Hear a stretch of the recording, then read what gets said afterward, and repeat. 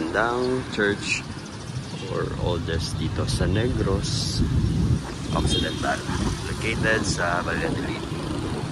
Ayan.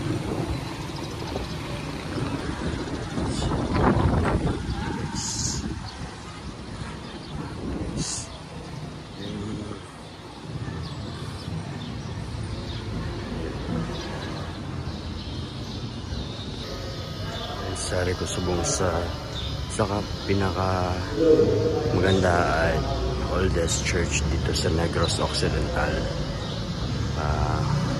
located sa Valladolid.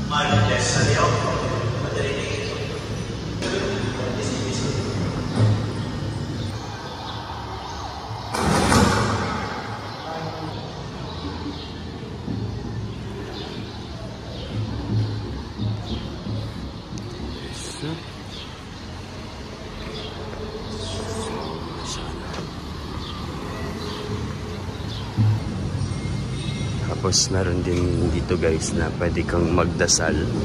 Yan, you can have your intentions here. Magsindi ng kandila kay Mama Mary tsaka sa mga saints. So yan. Ito yung other side ng simbahan. Yan.